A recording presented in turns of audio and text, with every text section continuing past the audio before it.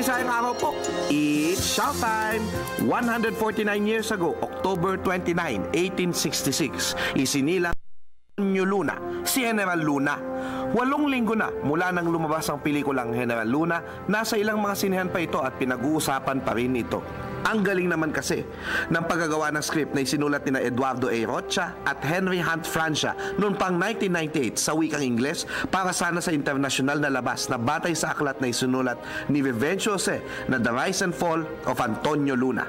Nang sa wakas ay isinapelikula ito ni Gerald Tarog matapos ng 15 taon, isinali niya ito sa wikang Filipino at lumikha na nga ito ng kasaysayan.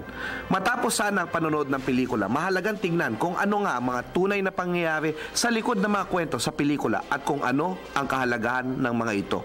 Sa opisyal na bahay dagitab o website ng General Luna, makukuha ang isang study guide na nilikha ni Profesor Alvin Campomanes, historiador na nagtuturo sa Universidad ng Pilipinas, Maynila para sa pelikula. Dito, matutulungan ng mga guro, estudyante at mga may hilig sa kasaysayan na gumawa ng mga aktibidad o diskusyon batay sa pelikula.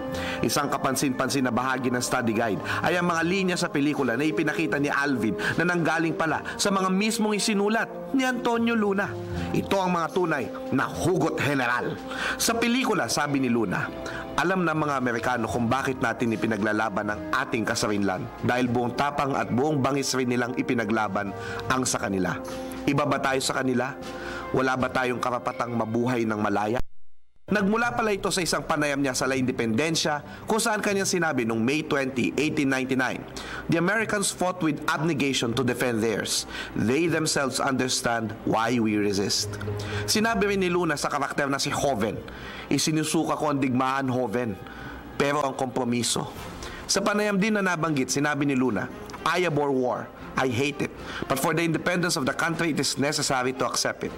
At sa kautusan niya mula sa Pulo noong February 15, 1899, kanyang sinabi, "No one deplores war than I do. I detest it. But we have an inalienable right to defend our soil from falling into the hands of fresh rulers who desire to appropriate it, slaughtering our men, women, and children. For this reason, duty bound as Filipinos to sacrifice which the motherland requires of us."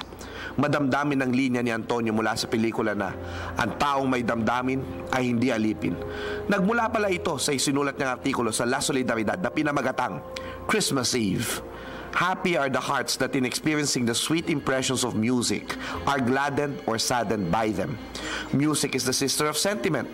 Those children of the street and ignorance feel. People who feel are not slaves." Ang pelikulang General Luna pala ay dinalang salita ng ating bayani diretso at tagos sa ating mga puso. Ako po si Xiao Chua para sa telebisyon ng bayan. And that was Showtime.